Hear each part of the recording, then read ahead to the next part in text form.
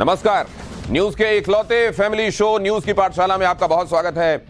मैं हूं दिनेश गौतम। ये वो पाठशाला है जहां हर किसी की क्लास लगेगी। आज पाठशाला में क्या है वो आपको पहले बता दूं। बृजभूषण वर्सेस पहलवान, क्या बड़ा ट्विस्ट आ गया। बृजभूषण शरण सिंह जेल जाने से बचे या फंसे। बृजभूषण को सरकार ने बचा लिया, इसका सच क्या निकला। मोदी का वो प्लान क्या है जो विपक्ष की सारी प्लानिंग फेल कर देगा। 2024 की जीत पक्की करने वाला मोदी का सॉलिड प्लान क्या है। मोदी का जबरदस्त अयोध्या प्लान देखकर, योगी का जबरदस्त अयोध्या प्लान देखकर दंग रह जाएंगे आप। एक चैप्टर ये भी, और एक साल में अयोध्या को वर्ल्ड क्लास बनाने की तैयारी क्या है आपको बताएंगे। वो देश जहां मुस्कुराने के लिए भी पैसे देने पड़ते हैं। ये तमाम चैप्टर्स होंगे।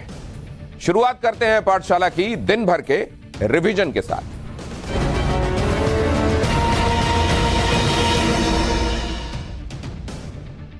महाराष्ट्र सरकार का एक विज्ञापन बीजेपी और शिवसेना के बीच तकरार की वजह बन गया। बीजेपी सांसद अनिल बोंडे ने सीएम शिंदे पर निशाना साधते हुए कहा, मेढक कितना भी फूल जाए हाथी नहीं बन सकता। वहीं एकनाथ शिंदे की अगुवाई वाली शिवसेना के विधायक ने पलटवार करते हुए कहा कि बीजेपी के पूर्व मंत्रियों को शिवसेना के 50 टाइगर्स की वजह से ही कैबिनेट में जगह मिली थी। दरअसल शिवसेना ने एक विज्ञापन दिया था जिसमें देवेंद्र फडणवीस की तस्वीर नहीं थी और टाइटल दिया गया था, राष्ट्र में मोदी, महाराष्ट्र में एकनाथ शिंदे। यूपी के देवबंद का दारुल उलूम नए फरमान की वजह से फिर सुर्खियों में आ गया है। दारुल उलूम ने नए फरमान के जरिए अपने छात्रों के लिए इंग्लिश की पढ़ाई करने पर रोक लगाई है। छात्रों को चेतावनी दी गई है कि दारुल उलूम में पढ़ाई के दौरान इंग्लिश सीखने की जानकारी मिलने पर उनका दाखिला रद्द कर दिया जाएगा। बिहार में आज सीएम नीतीश कुमार की सुरक्षा में एक बड़ी चूक सामने आई और इससे हड़कंप मच गया। मॉर्निंग वॉक के दौरान नीतीश कुमार एक तेज रफ्तार बाइक की टक्कर में आने से बाल बाल बच गए। सीएम ने समय रहते फुटपाथ पर चढ़कर खुद को बचाया, जिसके बाद मुख्यमंत्री की सुरक्षा को लेकर हाई लेवल मीटिंग हुई। जम्मू कश्मीर में सुरक्षा बलों की मुस्तैदी से एक बार फिर आतंक की बड़ी साजिश नाकाम हो गई। पुंछ में एलओसी के पास बड़े आतंकी ठिकाने का भांडाफोड़ हुआ है। सुरक्षा बलों ने आतंकियों के ठिकाने से बड़ी संख्या में हथियार और गोला बारूद बरामद किए हैं। उत्तरकाशी के पुरोला में पुलिस की सख्ती के बाद ग्राम प्रधानों के संगठन को महापंचायत रद्द करनी पड़ी, जिसके बाद पूरे इलाके में सुरक्षा बढ़ा दी गई है। पुरोला नगर क्षेत्र के अंदर 19 जून तक धारा 144 लागू कर दी गई है। उत्तरकाशी के बॉर्डर को पुलिस ने सील कर दिया है। दरअसल 26 मई को पुराला कस्बे में 2 मुस्लिम युवकों पर नाबालिग हिंदू लड़की को भगाकर ले जाने का आरोप लगा था, जिसके बाद इलाके के लोगों ने मुस्लिम समुदाय के खिलाफ मोर्चा खोल दिया। दिन भर के रिवीजन के बाद पाठशाला की पहली क्लास, जिसमें आपको बताऊंगा बृजभूषण वर्सेस पहलवान के मामले में क्या बड़ा ट्विस्ट आ गया। बृजभूषण शरण सिंह जेल जाने से बचे या फंसे, यह भी बताऊंगा कि क्या बृजभूषण को सरकार ने बचा लिया, इसका सच क्या निकला।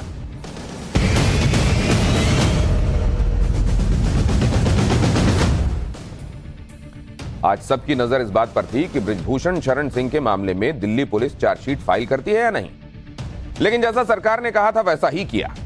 15 जून की डेडलाइन दी थी कि चार्जशीट फाइल हो जाएगी। वो चार्जशीट आज फाइल हो गई।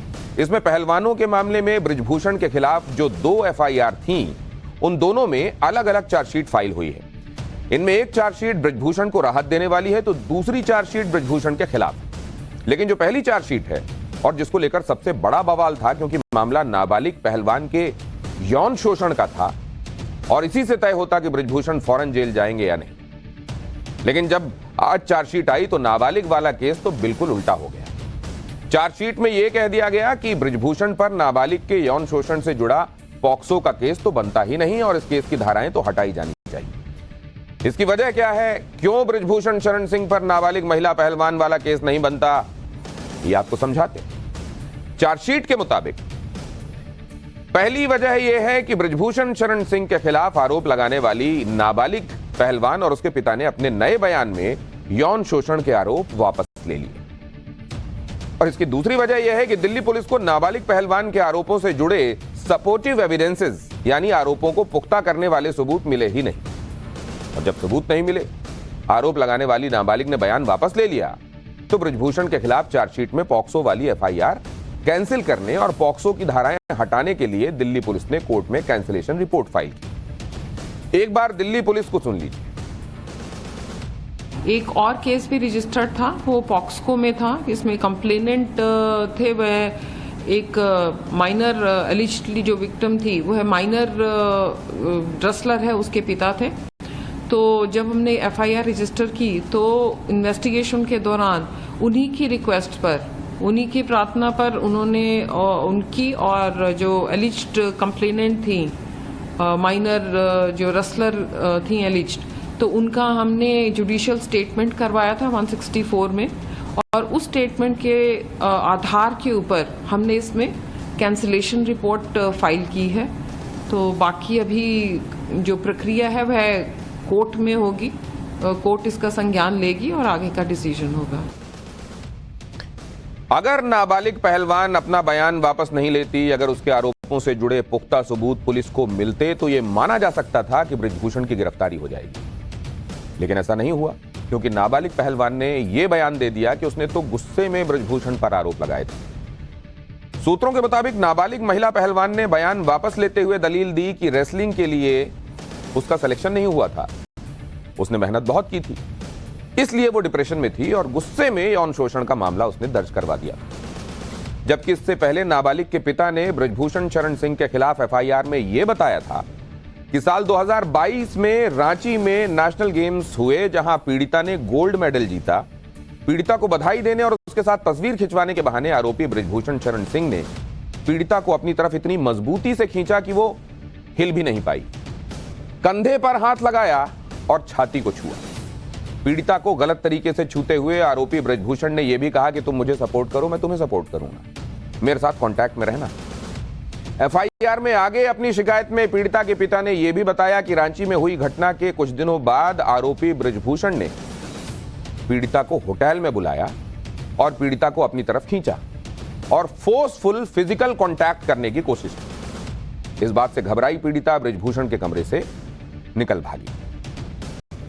जब खुद नाबालिग महिला पहलवान और उसके पिता ने अपने बयान वापस ले लिए, बयान वापस लेने की वजह भी बताई, आरोप लगाने की वजह भी सबको बता दी, तो उसके बाद भी इस पर राजनीति क्यों हो रही है? कांग्रेस ने आरोप लगा दिया कि ब्रिजभूषण को सरकार बचा रही है। एक अवयस्क लड़की इतने बड़े आदमी के खिलाफ पॉक्सो की शिकायत दर्ज करती है, यौन शोषण का आरोप लगाती है, और फिर सारा तंत्र, सारी पुलिस, इस देश की सत्ता, इस देश की सरकार, सरकार के मंत्री, सरकार के सांसद मिलकर एक तरफ उस लड़की के खिलाफ खड़े हो जाते हैं और संरक्षण ब्रिजभूषण शरण सिंह को दिया जाता है। भारतीय जनता पार्टी का जो नारा है बेटी बचाओ बेटी पढ़ाओ, वो है बेटी डराओ और ब्रिजभूषण बचाओ। पूरी तरह से यह बात साफ तौर से अंकित हो चुकी है। लेकिन कांग्रेस जो आरोप लगा रही है कि ब्रिजभूषण को सरकार बचा रही है, तो फिर ब्रिजभूषण के मामले में जो 2 चार्जशीट फाइल हुई हैं, उन दोनों में ब्रिजभूषण को राहत मिलनी चाहिए थी, लेकिन ऐसा तो हुआ नहीं। दूसरी चार्जशीट पर ब्रिजभूषण को राहत नहीं मिली है। ये 2 चार्जशीट इसलिए फाइल हुई क्योंकि अप्रैल में ब्रिजभूषण के खिलाफ दिल्ली पुलिस ने 2 एफआईआर दर्ज की थी। पहली एफआईआर एक नाबालिग के आरोप पर पॉक्सो एक्ट के प्रावधानों की और आईपीसी की दूसरी धाराओं के तहत दर्ज की गई, और दूसरी एफआईआर दूसरी महिला पहलवानों की शिकायतों पर दर्ज की गई, जिसमें यौन उत्पीड़न के आरोप लगाए गए। नाबालिग के यौन शोषण के केस में भले ही ब्रिजभूषण शरण सिंह को अभी राहत मिलती दिख रही हो, लेकिन दूसरी एफआईआर में ब्रिजभूषण को दिल्ली पुलिस ने आरोपी बनाया है। दूसरी चार्जशीट में दिल्ली पुलिस ने ब्रिजभूषण के खिलाफ जो धाराएं लगाई हैं, उसमें धारा 354 स्त्री की शालीनता को ठेस पहुंचाने के इरादे से उस पर हमला या आपराधिक बल का प्रयोग करने पर जो धारा लगती है, वो धारा 354A जो धारा तब लगती है जिसमें फिजिकल कांटेक्ट करने की कोशिश की गई हो, सेक्सुअल फेवर की डिमांड की गई हो, महिला की इच्छा के खिलाफ उसे पोर्नोग्राफी कंटेंट दिखाया गया हो या सेक्सुअली कलर्ड कमेंट किया गया हो। धारा 354D जिसमें शामिल होता है पीछा करना, महिला के ना चाहने के बावजूद महिला से व्यक्तिगत बातचीत के लिए संपर्क करने की कोशिश करना, ये धाराएं लगाई गई। चार्जशीट में दिल्ली पुलिस ने रेसलिंग फेडरेशन ऑफ इंडिया के असिस्टेंट सेक्रेटरी रहे विनोद तोमर को भी आरोपी बनाया। दूसरी महिला पहलवानों की शिकायतों पर जो चार्जशीट दिल्ली पुलिस ने फाइल की है उस पर अब 22 जून को सुनवाई होगी। बृजभूषण शरण सिंह के खिलाफ ये जो धाराएं मैंने आपको बताई, धारा 354, 354A और 354D, इसके तहत केस चलेगा और इस मामले में बृजभूषण शरण सिंह अगर दोषी पाए गए तो सजा होगी। अब ये सजा मिनिमम और मैक्सिमम कितनी हो सकती है वो भी देख लीजिए, लेकिन इससे ये बात तो स्पष्ट दिखाई देती है कि यहां किसी को बचाने के इरादे से कुछ नहीं किया जा रहा। जहां शिकायतकर्ता ने ही ये कह दिया कि वो शिकायत ठीक नहीं थी, वो उसने तैश में आकर गुस्से में आकर कर दिया था, वो शिकायत जब स्टैंड ही नहीं करती तो फिर वो धारा जो इसके बाद लगती है पॉक्सो की धारा, वो कैसे स्टैंड करेगी। लेकिन जो दूसरी चार्जशीट है जिसका हवाला मैं दे रहा हूं उसमें ये धाराएं अगर लगती है, जैसे मतलब इसमें सजा के हिसाब से दोषी होने पर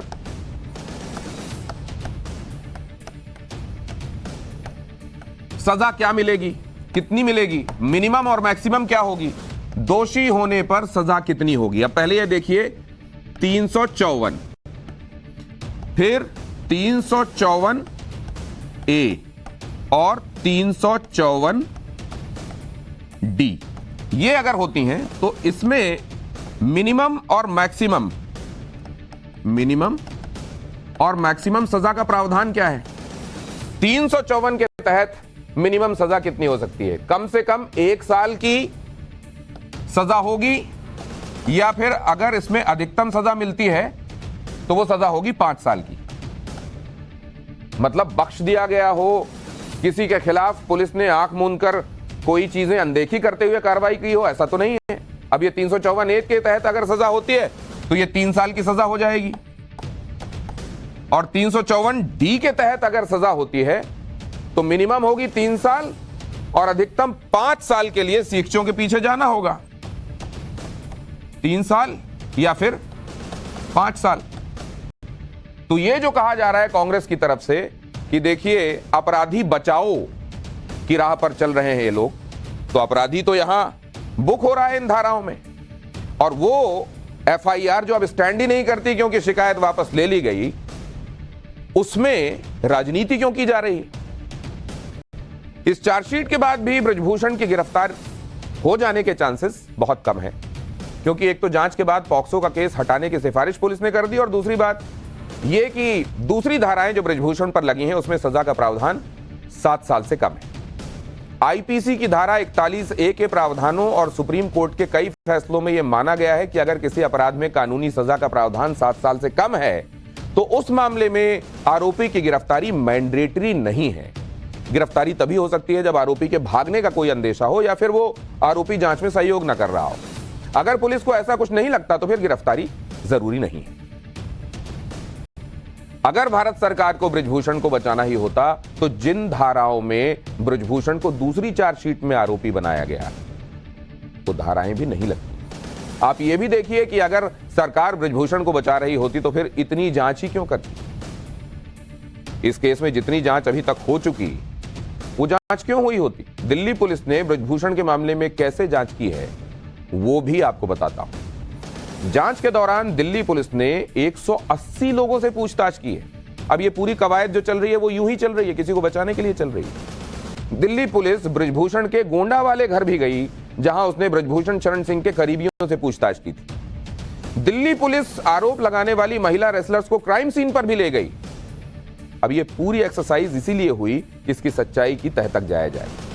इसके अलावा अगर दिल्ली पुलिस बृजभूषण को बचा रही होती तो वो जांच के लिए दूसरे देशों से संपर्क क्यों करती, जो कि उसने किया। दिल्ली पुलिस ने 5 देशों के कुश्ती संघ को रिटन में जानकारी मांगी, क्योंकि महिला पहलवानों ने इंडोनेशिया, बुल्गारिया, किर्गिस्तान, मंगोलिया और कजाकिस्तान में हुए टूर्नामेंट के दौरान यौन शोषण का आरोप लगाया था। एक महिला पहलवान ने एफआईआर में बताया था कि बुल्गारिया में बृजभूषण शरण सिंह ने सांस की रिदम चेक करने के बहाने उसकी टी शर्ट में हाथ डाला था। एक और महिला पहलवान ने कहा था कि कजाकिस्तान में बृजभूषण शरण सिंह ने सांस चेक करने के बहाने उसे अपनी तरफ खींचा था और उसकी टी शर्ट में हाथ डाला था। इसी तरह मंगोलिया में हुए एक कुश्ती टूर्नामेंट के दौरान भी महिला पहलवान ने आरोप लगाया था कि उसे गलत तरीके से छुआ गया था। इसी तरह एक महिला पहलवान ने यह आरोप भी लगाया था कि इंडोनेशिया में बृजभूषण शरण सिंह ने उसका यौन शोषण किया था। जब वो टेबल पर बैठी थी तो उसे जकड़ लिया था। महिला पहलवान ने यह भी आरोप लगाया था कि कई बार बृजभूषण ने उसके पेट पर भी हाथ लगाया।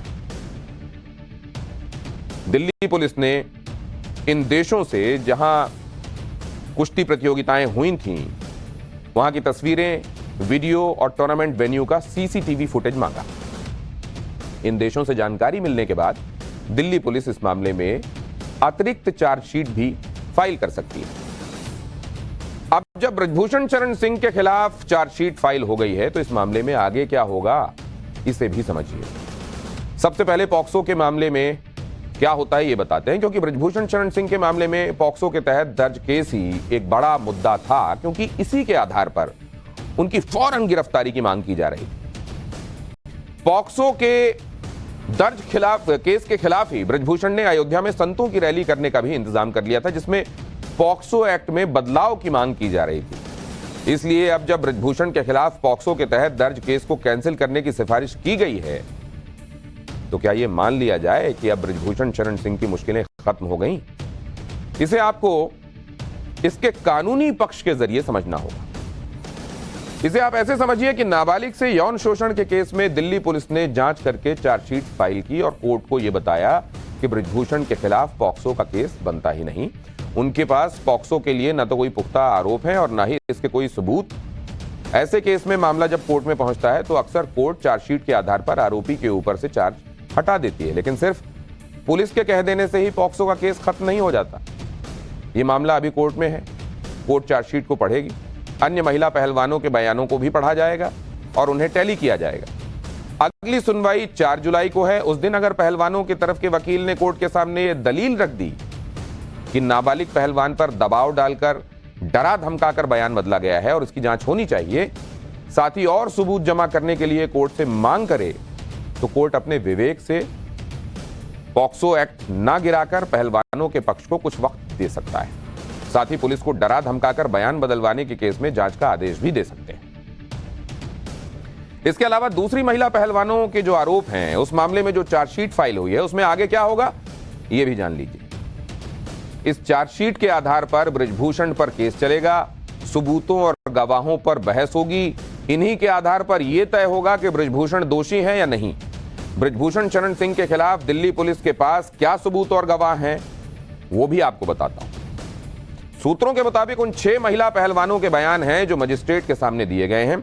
इसके अलावा 21 से 25 अन्य गवाह भी हैं, जिनमें से 7 ऐसे गवाह हैं जिन्होंने पीड़ित पहलवानों के दावों का समर्थन किया है। बाकी गवाह ऐसे हैं जिनके बयान बृजभूषण शरण सिंह के पक्ष में दिखते हैं। सुनवाई के दौरान इन गवाहों का क्रॉस एग्जामिनेशन भी होगा।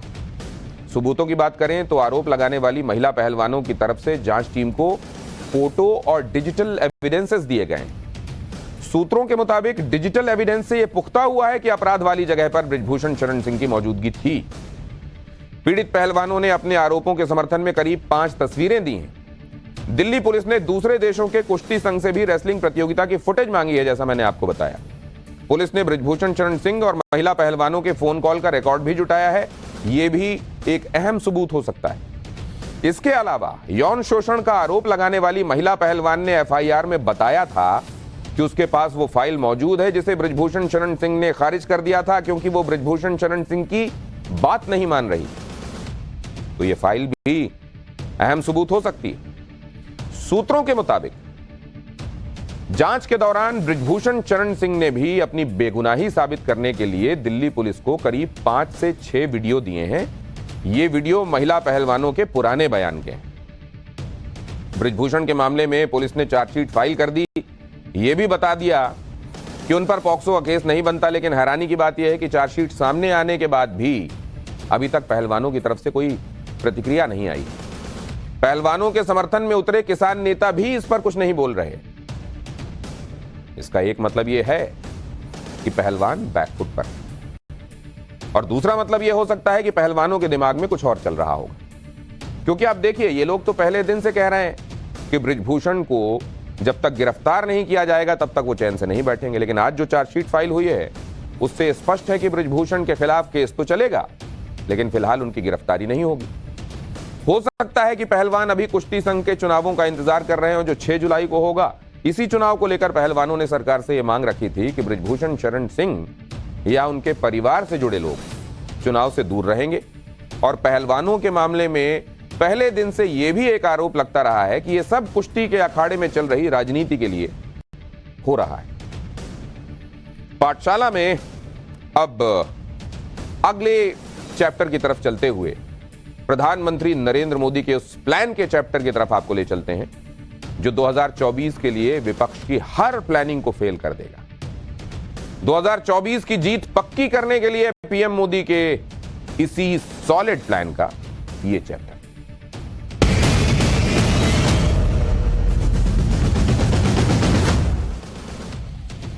दो 2024 में नरेंद्र मोदी को हराने के लिए विपक्ष बड़ी तैयारी कर रहा है।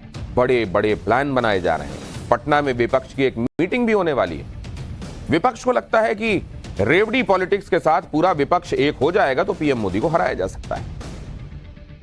लेकिन पीएम मोदी भी सॉलिड प्लान के साथ आ गए और यह प्लान है समान नागरिक संहिता यानी यूनिफॉर्म सिविल कोड का, यूसीसी। यह पीएम मोदी के उन 4 संकल्पों में एक है जिन 4 संकल्पों में 3 पूरे हो चुके हैं, बस यही बाकी रह गया है। मोदी के 4 प्रमुख संकल्प कौन कौन से हैं यह भी आप देख लीजिए। पहला संकल्प तो यह कि जम्मू कश्मीर से आर्टिकल 370 को हटाया जाए, जो कि उन्होंने हटा दिया। दूसरा संकल्प यह कि अयोध्या में राम मंदिर का निर्माण हो, जो कि तेजी से हो रहा है। तीसरा संकल्प यह कि 3 तलाक को खत्म किया जाए, यह भी हो चुका है। तो अब यह चौथा संकल्प है देश में यूनिफॉर्म सिविल कोड लागू करना, और इस पर काम शुरू हो गया है। यूनिफॉर्म सिविल कोड यानी यूसीसी को लागू करने को लेकर तैयारियां शुरू हो गई हैं, और यह वो प्लान है जिसका तोड़ विपक्ष के पास नहीं है। इसीलिए विपक्ष अब इस पर मोदी को कोस रहा है और इसमें हिंदू मुसलमान का एंगल ढूंढना शुरू किया जा चुका है। मोदी सरकार ने यूनिफॉर्म सिविल कोड पर आगे बढ़ने का फैसला क्या किया, विपक्ष में हंगामा मच गया। कांग्रेस ने तो इसका विरोध करते हुए बीजेपी पर ध्रुवीकरण का आरोप मढ़ दिया। कांग्रेस कह रही है कि देश में यूसीसी की जरूरत क्या है। कांग्रेस ने बयान जारी करते हुए कहा कि मोदी सरकार अपनी विफलताओं से ध्यान भटकाने और ध्रुवीकरण के अपने एजेंडे को आगे बढ़ाने के लिए यूसीसी के मुद्दे को हवा दे रही है। कांग्रेस ने अपने बयान में कहा कि विधि आयोग को अपनी विरासत का ख्याल रखना चाहिए और यह भी याद रखना चाहिए कि देश के हित भारतीय जनता पार्टी की राजनीतिक महत्वाकांक्षाओं से अलग होते हैं। कांग्रेस के नेता कह रहे हैं कि यूनिफॉर्म सिविल कोड के जरिए बीजेपी ध्रुवीकरण के एजेंडे को आगे बढ़ा रही है। मोदी सरकार अपनी नाकामियों को छिपाने के लिए यूसीसी का सहारा ले रही है। एक बार कांग्रेस नेता प्रमोद तिवारी को आपको सुनना चाहिए। भारतीय जनता पार्टी जो कदम उठाती है वो सिर्फ मैं कह सकता हूं किसी तरीके से पोलराइजेशन की ओर ही जाता है, जाति के नाम पे, धर्म के नाम पे। पर जनता अब समझ चुकी है और इसीलिए ये कुछ भी करें अब जनता समझ गई। तो यूनिफॉर्म सिविल कोड से कांग्रेस और दूसरे विपक्षी दलों को परेशानी क्या है, इसकी वजह भी आपको बताता हूं। दरअसल लॉ कमीशन ने यूनिफॉर्म सिविल कोड पर देश की जनता से राय मांगी है। लॉ कमीशन ने जनता के साथ सार्वजनिक संस्थानों, धार्मिक संगठनों के प्रतिनिधियों से यूसीसी पर राय मांगी है। लॉ कमीशन ने सुझाव देने के लिए 30 दिन का समय दिया है। सुझाव देने की आखिरी तारीख 14 जुलाई। लॉ कमीशन को 3 तरह से सुझाव दिए जा सकते हैं। लॉ कमीशन की वेबसाइट पर जाकर, ईमेल के जरिए और पोस्ट के जरिए सुझाव भेजे जा सकते हैं। यानी यह कहा जा सकता है कि पीएम मोदी अपने चौथे संकल्प को पूरा करने की दिशा में आगे बढ़ रहे हैं। यहां पहली बात तो यह समझनी चाहिए कि समान नागरिक संहिता का मुद्दा बीजेपी का पुराना मुद्दा रहा है और यह लगातार बीजेपी के चुनावी घोषणा पत्र में राम मंदिर और 370 की तरह ही शामिल रहा है। लेकिन बात सिर्फ चुनावी वादे की नहीं है। देश की अदालतें भी कई बार यूसीसी की जरूरत पर टिप्पणी कर चुकी हैं। मसलन 1985 में शाहबानो केस में फैसला सुनाते हुए सुप्रीम कोर्ट ने कहा था कि संसद को एक समान नागरिक संहिता का ड्राफ्ट बनाना चाहिए।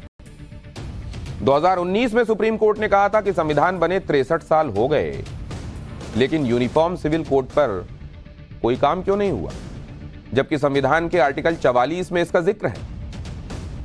2021 में इलाहाबाद हाई कोर्ट ने कहा था कि संसद को समान पारिवारिक कानून लाने पर विचार करना चाहिए ताकि लोग अलग अलग कानूनी बाधाओं का सामना किए बगैर स्वतंत्र रूप से मिलजुल कर रह सकें। इसी साल मार्च में सुप्रीम कोर्ट ने यूसीसी पर दाखिल याचिकाओं पर कहा था कि इस तरह के मुद्दे संसद के निर्णय के लिए। अब आपको बताता हूं कि यूनिफॉर्म सिविल कोड है क्या, क्यों इतना बवाल हो रहा है, इस यूसीसी का मतलब क्या होता है और यूनिफॉर्म सिविल कोड के लागू हो जाने के बाद क्या होगा, क्या बदलेगा। यूनिफॉर्म सिविल कोड यानी समान नागरिक संहिता वो कानून है जिसके तहत देश के हर नागरिक पर समान नियम लागू होंगे। जैसे शादी के अलग अलग नियमों की जगह एक कॉमन नियम होगा, संपत्ति के अधिकार पर अलग अलग पर्सनल लॉ की जगह एक कॉमन कानून लागू होगा, धर्म और लिंग के आधार पर अलग अलग कानून नहीं होंगे बल्कि सभी के लिए एक कानून होगा। जबकि अभी देश में लगभग हर धर्म के अपने पर्सनल लॉ हैं, जिसमें पूजा करने के अलग नियम हैं, शादी के अलग कानून हैं, तलाक के भी अलग अलग कानून हैं। साथ ही संपत्ति और उत्तराधिकार को लेकर भी अलग अलग कानून हैं। इन सब से जुड़े मामले जब कोर्ट में जाते हैं तो उनका फैसला धर्मों के अलग अलग पर्सनल लॉ के हिसाब से होता है। जैसे किसी धर्म में एक से ज्यादा शादी जायज है तो दूसरे धर्म में एक से ज्यादा शादी गैर कानूनी है। अब ऐसे में अगर यूसीसी लागू होता है तो इन सारे विषयों पर एक कानून होगा। आप यह भी समझिए कि जिस यूनिफॉर्म सिविल कोड के मुद्दे पर विरोध की इतनी राजनीति की जा रही है वो मुद्दा आज का है ही नहीं। इस पर चर्चा तो तब से चल रही है जब संविधान बन रहा था। संविधान सभा की कॉन्स्टिट्यूएंट असेंबली की बैठकों में भी यूनिफॉर्म सिविल कोड पर बहस हुई थी। इसके इतिहास के बारे में भी आपको बताता हूं। 23 नवंबर 1948 के दिन संविधान सभा ने यूनिफॉर्म सिविल कोड पर बहस शुरू की। संविधान सभा के मुस्लिम सदस्यों ने यूनिफॉर्म सिविल कोड का विरोध किया। मुस्लिम सदस्यों ने कहा कि यूनिफॉर्म सिविल कोड को लागू करना अत्याचार होगा। सरकार को किसी भी समुदाय के पर्सनल लॉ में दखल देने का अधिकार नहीं। मुस्लिम सदस्यों ने कहा कि जब अंग्रेजों ने पर्सनल लॉ में बदलाव नहीं किए तो आजाद भारत में ऐसा क्यों हो रहा है। संविधान सभा के मुस्लिम सदस्यों के इस बयान पर बाबा साहेब डॉक्टर भीमराव अंबेडकर ने उस समय जो टिप्पणी की थी, जो कहा था, वो मैं आपको बताता हूं। बाबा साहेब भीमराव अंबेडकर ने यूसीसी का समर्थन करते हुए कहा था कि 1935 तक नॉर्थ वेस्ट फ्रंटियर प्रोविंस में शरिया नहीं था, वहां के लोग हिंदू कानूनों का ही पालन करते थे।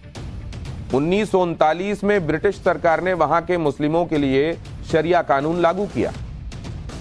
इसी बहस के दौरान संविधान सभा के सदस्य के.एम. मुंशी ने कहा था कि हिंदुओं में भी अलग अलग धार्मिक कानून हैं, क्या सभी हिंदू अपने अलग अलग कानून बना लें।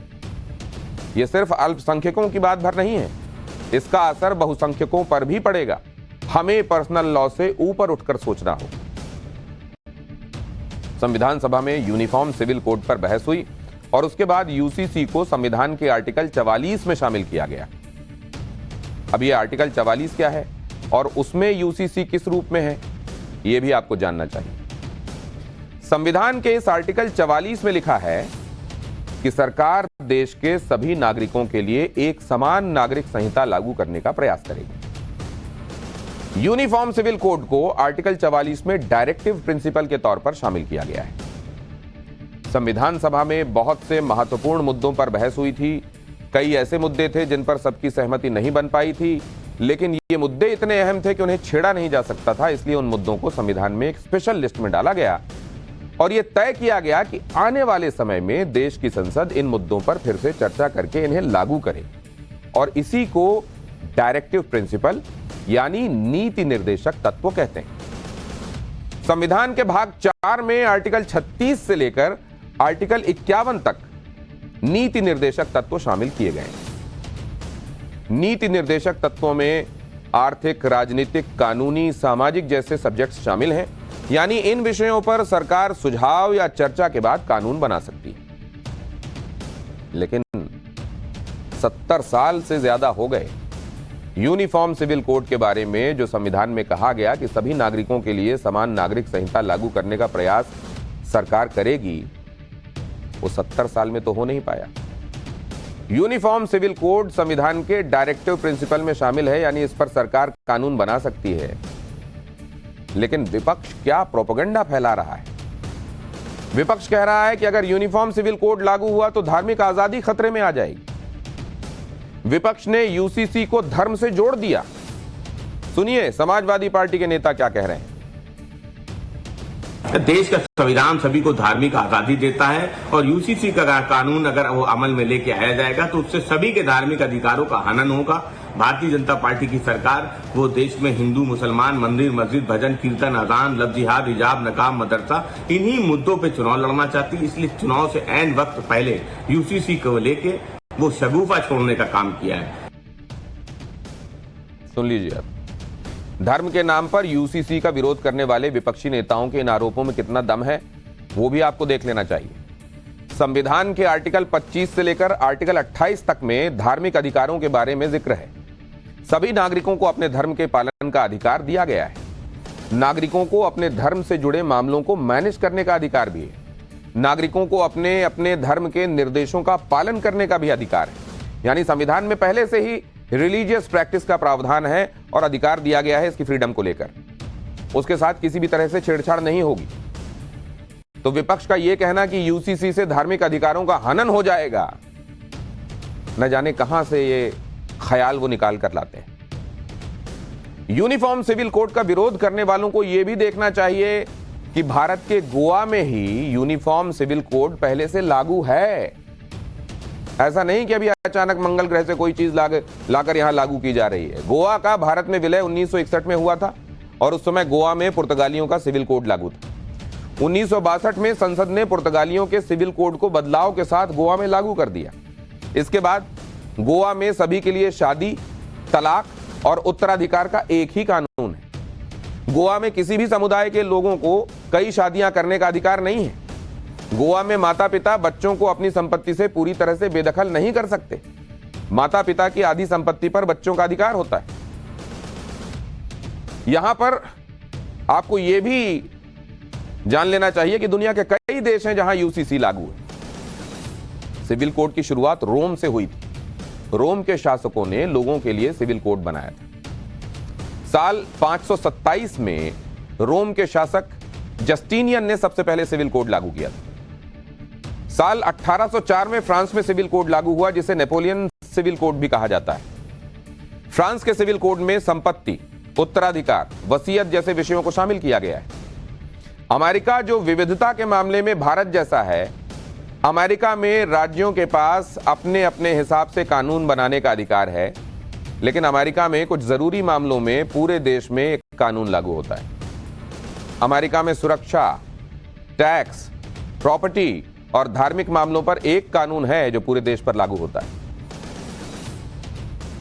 और अब अगले चैप्टर की तरफ आपको लेकर चलता हूं। पाठशाला में अब अयोध्या को वर्ल्ड सिटी बनाने का चैप्टर।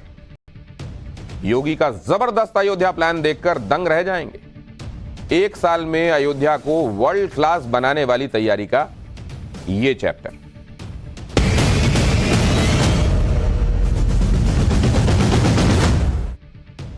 पांच 500 साल के लंबे इंतजार के बाद अगले साल की शुरुआत में भगवान राम अयोध्या में अपने मूल स्थान पर विराजमान होने वाले।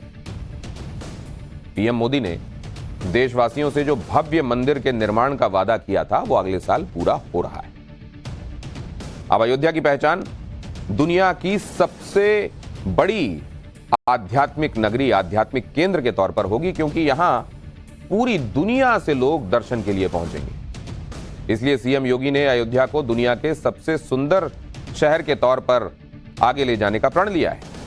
अब अयोध्या आध्यात्मिक केंद्र होने के साथ साथ दुनिया का सबसे शानदार शहर भी बनेगा। यह बात किसी से छिपी नहीं है कि सीएम योगी एक बार जो करने की ठान लेते हैं फिर उससे कदम पीछे नहीं खींचते, चाहे फिर वो माफिया को मिट्टी में मिलाने का प्रण ही क्यों ना हो या फिर अयोध्या को उसका पुराना गौरव लौटाने की प्रतिज्ञा। और अयोध्या को वर्ल्ड क्लास और मॉडर्न सिटी बनाने के लिए सीएम योगी ने प्लान 2031 पर काम भी शुरू कर दिया है। और इस प्लान के तहत योजनाओं को लेकर कितना बड़ा सोचा जा रहा है वो भी आपको देखना चाहिए।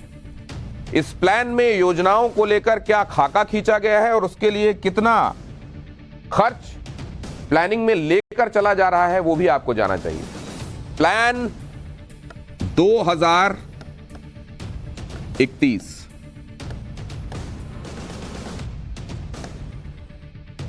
अब ये जो प्लान बनाया जा रहा है, जाहिर है इसमें बहुत सारी योजनाएं शामिल हैं और उनके लिए बहुत सारा फंड भी चाहिए। इसमें 32,000 करोड़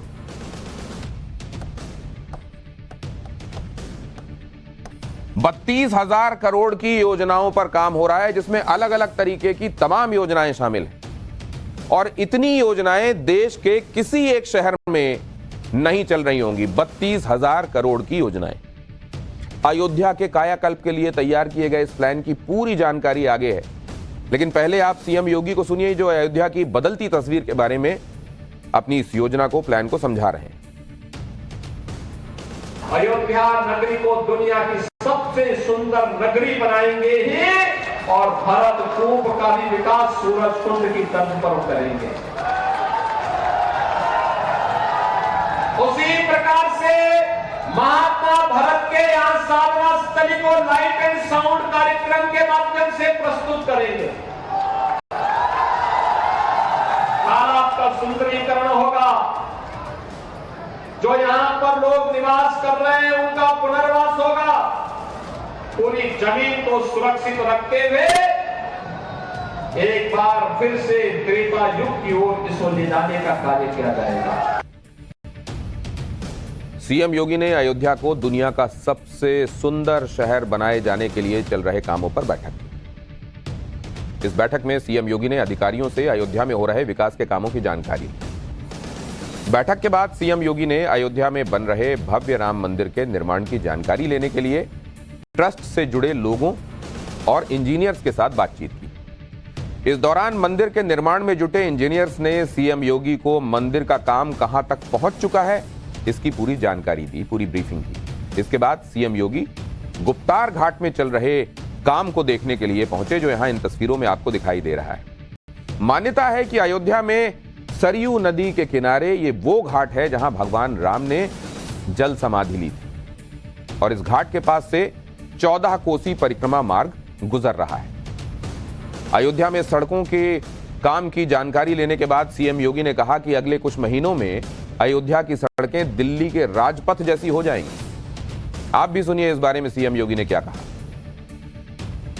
आप देखना अगले 4 महीने 6 महीने के अंदर अयोध्या की सड़कें ऐसे लगेंगी जैसे दिल्ली के राजपथ की सड़कें हैं। और उसका नाम हमने रामपथ ही रखा है। तो उसी नाम के नाम पर रामपथ और हनुमानगढ़ी के पीछे से सुग्रीव किला के पास से राम जन्मभूमि के लिए, श्री राम जन्मभूमि के लिए जो मार्ग जा रहा है भक्ति पथ के रूप में फर्स्ट क्लास मार्ग बनने जा रहा है। इतना चौड़ा मार्ग अयोध्या में इससे पहले इतने छोटे मार्ग थे ही नहीं, अब बनाए जा रहे हैं। तो दिल्ली में तो राजपथ कर्तव्य पथ हो गया और वहां राजपथ सरीखा जो बनेगा वो रामपथ होगा। और इससे पहले अयोध्या पहुंचकर सीएम योगी ने सबसे पहले हनुमानगढ़ी में दर्शन और पूजा की। सीएम ने संकट मोचन हनुमान के दर्शन कर राज्य की खुशहाली की कामना की। इसके बाद सीएम योगी राम जन्मभूमि परिसर पहुंचे, जहां उन्होंने रामलला के दरबार में पूजा अर्चना की। आने वाले कुछ वर्षों में अयोध्या की तस्वीर पूरी तरह से बदल जाएगी, ये दुनिया का सबसे बड़ा आध्यात्मिक और सांस्कृतिक केंद्र होगा। यहां दुनिया भर के लोग भगवान राम के दर्शनों के लिए पहुंचेंगे। इसलिए सीएम योगी ने अयोध्या का मास्टर प्लान 2021 अप्रूव कर दिया है। लेकिन योगी सरकार ने 2024 तक अयोध्या को वर्ल्ड क्लास मॉडर्न सिटी बनाने का टारगेट भी रखा है। पहले आपको अयोध्या का 2024 का प्लान बता देता हूं। अयोध्या को वर्ल्ड क्लास सिटी बनाने के लिए 275 प्रोजेक्ट्स प्रस्तावित हैं। इनमें 71 प्रोजेक्ट सीधे मुख्यमंत्री योगी आदित्यनाथ की निगरानी में चल रहे हैं। योगी आदित्यनाथ जब दूसरी बार सीएम बने थे तो उन्होंने सीएम बनते ही फौरन अयोध्या में राम मंदिर तक जाने वाले हर अहम रास्ते को चौड़ा करने के निर्देश दे दिए थे। सिंगल लेन की सड़कों को 4 लेन की सड़क में बदलने के लिए कह दिया था। केंद्र ने अयोध्या सहित 5 जिलों को जोड़ने वाले 84 कोस यात्रा के रूट को नेशनल हाईवे घोषित कर दिया। फिर सीएम योगी ने यह भी कहा कि अयोध्या में 2 साल के अंदर आयुर्वेद का कॉलेज और हॉस्पिटल बनना चाहिए। राम मंदिर कंस्ट्रक्शन साइट के पास ही 2 बड़े पार्किंग लॉट बनाए जा रहे हैं और घाटों की सुंदरता बढ़ाने के लिए और 8 प्राचीन कुंडों का जीर्णोद्धार करने के लिए भी तुरंत ऑर्डर दे दिया गया। शहर में जगह जगह पर सीसीटीवी लगाने के लिए कहा गया। मर्यादा पुरुषोत्तम श्री राम के नाम पर इंटरनेशनल एयरपोर्ट बनाने के लिए 318 एकड़ जमीन airport authority of India AAI को ट्रांसफर कर दी गई। तो अगले साल अयोध्या में राम मंदिर को श्रद्धालुओं के लिए खोल दिया जाएगा। अब आपको बताता हूं कि अयोध्या में बन रहे भव्य राम मंदिर का कितना काम पूरा हो चुका है। श्री राम जन्मभूमि तीर्थ क्षेत्र ट्रस्ट के मुताबिक मंदिर के ग्राउंड फ्लोर का काम इस साल अक्टूबर तक पूरा हो जाएगा। राम मंदिर में अब तक नींव, पिलर और प्लिंथ का काम पूरा हो चुका है, जिसके बाद 3 मंजिला मंदिर पर पत्थर लगाने का काम भी शुरू कर दिया गया है। मंदिर के गर्भगृह को मकराना के मार्बल से उकेरा गया है। आज के दिन पर अकेले अयोध्या के अंदर 32,000 करोड़ रुपए की परियोजनाओं के कार्य प्रारंभ हो रहे हैं। 32,000 करोड़ रुपए की भाइयों, जिस दिन 32,000 करोड़ रुपए की परियोजना के कार्य जमीनी धरातल पर उतरेंगे, अयोध्या दुनिया की सुंदरतम नगरी के रूप में रहेगी। और तब उस समय आप देखेंगे जब जनवरी में प्रधानमंत्री मोदी जी के कर कमलों से स्वयं रामलला 500 वर्षों के बाद अपने स्वयं के मंदिर में विराजमान होंगे तो भाइयों दुनिया अयोध्या की तरफ आकर्षित होगी। तो अगला साल वो महत्वपूर्ण साल 2024 और इसमें अयोध्या के विस्तार की झलक आपको दिखाई देगी। लेकिन 2031 तक तो अयोध्या की पूरी तस्वीर ही बदल जाएगी। अयोध्या को भव्य और विशाल शहर बनाने की 2 सबसे बड़ी वजह हैं। पहली, श्रद्धालुओं और पर्यटकों की बढ़ती संख्या, और उम्मीद है कि 2031 तक अयोध्या में पर्यटकों की संख्या करीब 7 करोड़ हो जाएगी। और दूसरा सबसे बड़ा कारण यह है कि अयोध्या अपने मूल स्वरूप में लौटे, वो मूल स्वरूप जिसकी कल्पना त्रेता युग में की गई थी। उस काल में अयोध्या एक बहुत सुंदर, विशाल और भव्य नगरी हुआ करती थी और इसका उल्लेख हमारे धर्मशास्त्रों में भी मिलता है। वाल्मीकि रामायण के बालकांड में लिखा हुआ है, अयोध्या नाम नगरी तत्रासील लोक विश्रुता मनुना मानवेंद्रेण या पुरी निर्मिता स्वयं। तीनों लोकों में विख्यात अयोध्या नामक एक नगरी थी। इसका मनुष्यों के आदि राजा प्रसिद्ध महाराज मनु ने निर्माण किया था। इस शहर की बड़ी और चौड़ी सड़कों का उल्लेख करते हुए वाल्मीकि जी ने लिखा था। उन्होंने लिखा था, आयता दशचाद्वे च योजनानि महापुरी श्रीमती त्रीण विस्तीर्णा सुविभक्ता महापथा। यानी महापुरी नगर 12 योजन करीब 96 मील लंबी और 3 योजन करीब 24 मील की चौड़ी थी। नगर से बाहर जाने के लिए विशाल राजमार्ग था। इसके अलावा अयोध्या की तुलना इंद्र की स्वर्ण नगरी से भी की गई है।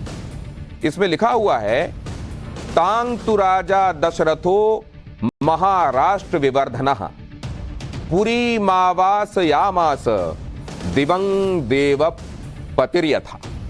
इंद्र की अमरावती की तरह महाराज दशरथ ने उस पुरी को सजाया था। इस पुरी यानी अयोध्या में राज्य को खूब बढ़ाने वाले महाराज दशरथ उसी प्रकार रहते थे जिस प्रकार स्वर्ग में इंद्रवास करते हैं। तो उस परिकल्पना के हिसाब से और वो जो हमारे धर्मशास्त्रों में लिखा हुआ है उस हिसाब से अयोध्या नगरी अपने भव्य मूल स्वरूप में लौटे और यहां आने वाले पर्यटकों को इसकी भव्यता का एहसास हो और उनकी सुविधा में कहीं कोई कमी ना रहे, इसको ध्यान में रखते हुए अयोध्या का यह स्वरूप 2021 तक विकसित किया जाना है। अयोध्या में विकास के कामों की जानकारी लेने पहुंचे सीएम योगी ने साधु संतों से भी मुलाकात की। सीएम योगी ने कारसेवकपुरम में श्री राम जन्मभूमि तीर्थ क्षेत्र ट्रस्ट के महासचिव चंपत राय के साथ राम मंदिर के निर्माण और मंदिर से जुड़े कार्यक्रमों पर चर्चा की। इसके साथ ही सीएम योगी ने मणिराम दास की छावनी में श्री राम जन्मभूमि तीर्थ क्षेत्र ट्रस्ट और राम जन्मभूमि न्यास के अध्यक्ष महंत नृत्य गोपाल दास से भी मुलाकात की और उनकी सेहत का हाल भी जाना।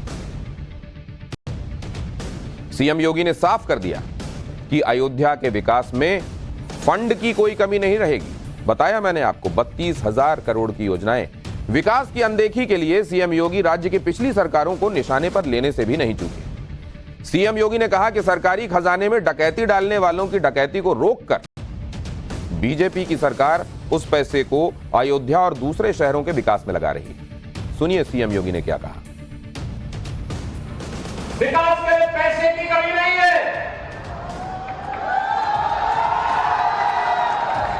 पैसे की कमी तब होती थी जब सरकारी खजाने पे डकैती डालने वाले लोग सत्ता में बैठ करके परिवारवाद और जातिवाद के हमले का अमल करते थे, तब पैसे की कमी होती थी।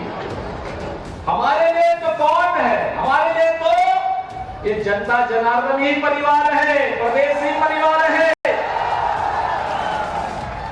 जो डकैती डालते थे उनकी डकैती को रोक करके उस पैसे को हम डाइवर्ट करते हैं विकास के लिए, और वही पैसा विकास में लग रहा है। अयोध्या, मथुरा, माया, काशी, कांची, अवंतिका, पुरी, द्वारावती चैव सप्तैता मोक्षदायिका। और आप देख रहे हैं भारतीय जनता पार्टी इन हर एक नगरी में अपना ध्यान, अपना संकेंद्रण बनाए हुए। और पाठशाला में अब जापान के उस स्कूल का चैप्टर जहां लोग हंसने की ट्रेनिंग लेने जा रहे हैं। ये जापान के वो लोग हैं जो हंसना भूल गए थे, इसलिए मोटी फीस देकर क्लास में हंसना सीख रहे हैं।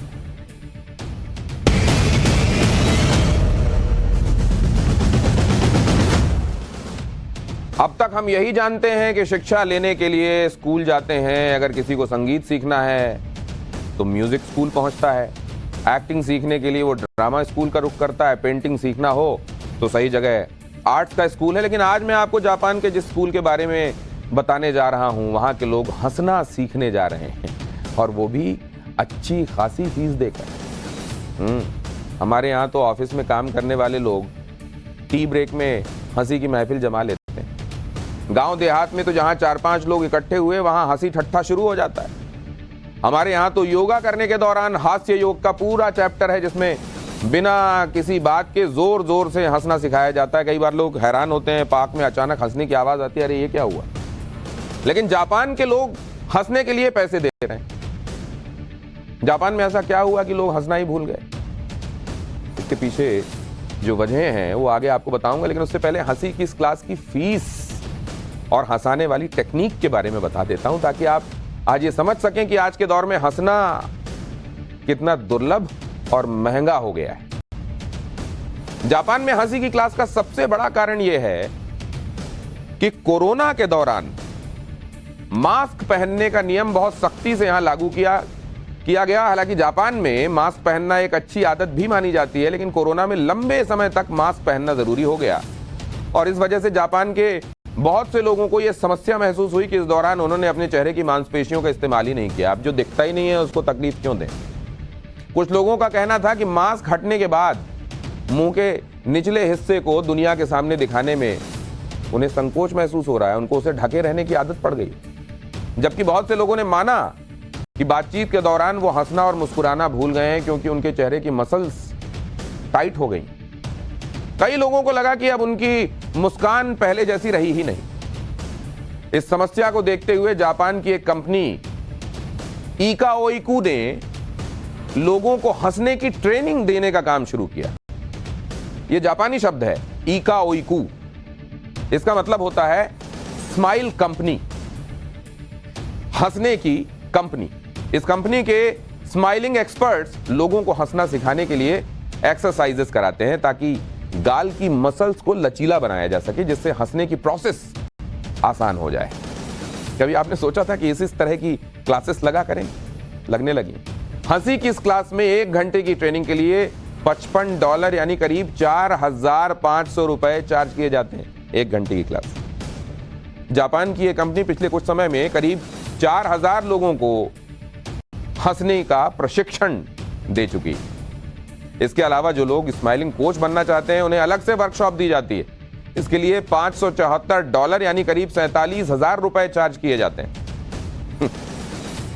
इसमें पता यह चला कि हंसी की इस क्लास में पहली शर्त यह है कि क्लास में आने के लिए हाथ में आईना लेकर पहुंचना जरूरी।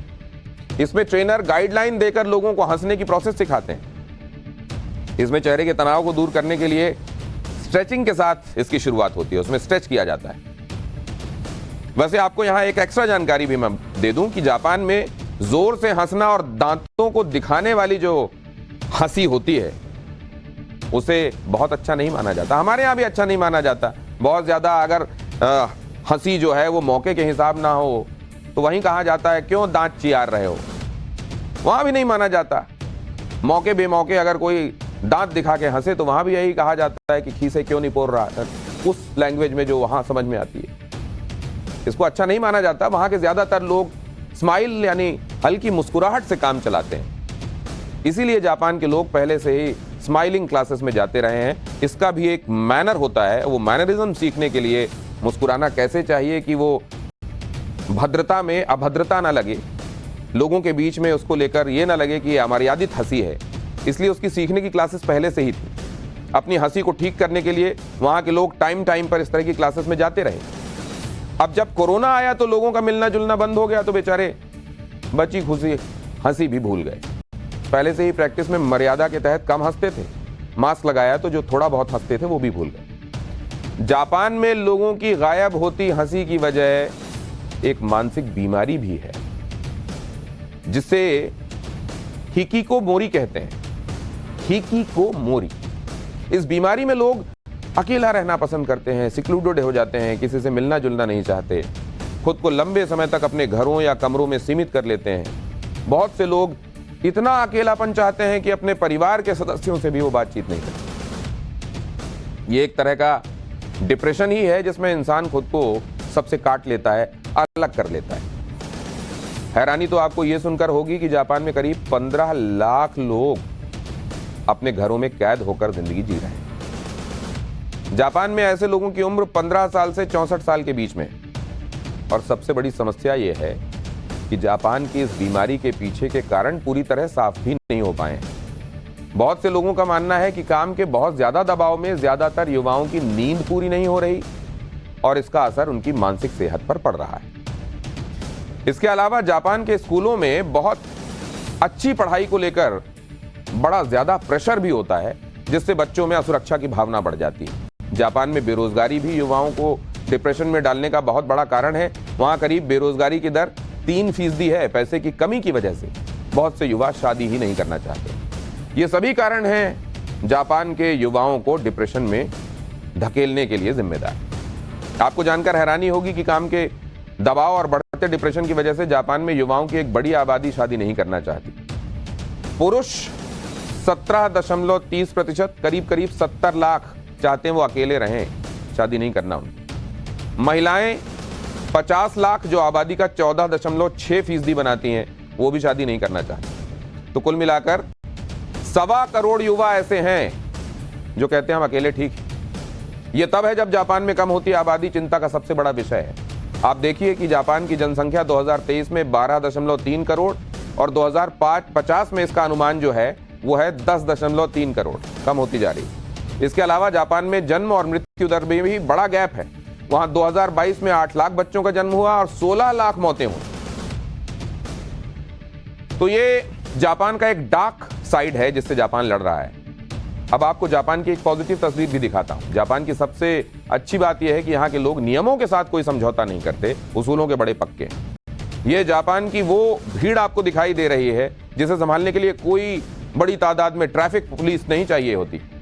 देखिए आप, ये लोग इतनी बड़ी तादाद में आ रहे हैं, जा रहे हैं और इसको कंट्रोल करने के लिए कहीं पर कोई ट्रैफिक वाला नहीं चाहिए। यहां तो ट्रैफिक वाला भी परेशान हो जाता है। ये लोग बाकायदे अपनी बारी का इंतजार करते हैं, पूरे डिसिप्लिन के साथ, आत्म अनुशासन के साथ, और फिर वो अपनी जगह से आगे बढ़ते हैं। ये जापान का सबसे बड़ा एनिमेशन और गेम्स मार्केट का एक मुजाहरा मैं कर रहा हूं। यहां दुनिया भर के लोग आते हैं, लेकिन इस मार्केट में इतनी भीड़ के बावजूद हर कोई नियम से चलता है, कोई जल्दबाजी नहीं। भीड़ में चलने का यह सलीका हर किसी को सीखना चाहिए। इस मामले में जापान बेहद अलग देश है और इसी अनुशासन की वजह से जापान का दुनिया में नाम भी है। लेकिन उस हंसी वाले मुद्दे का क्या करेंगे आप, जहां कहा जाता है या तो दीवाना हंसे या तू जिसे तौफीक दे, वरना इस दुनिया में आकर मुस्कुराता कौन है। एक ब्रेक के लिए रुकते हैं।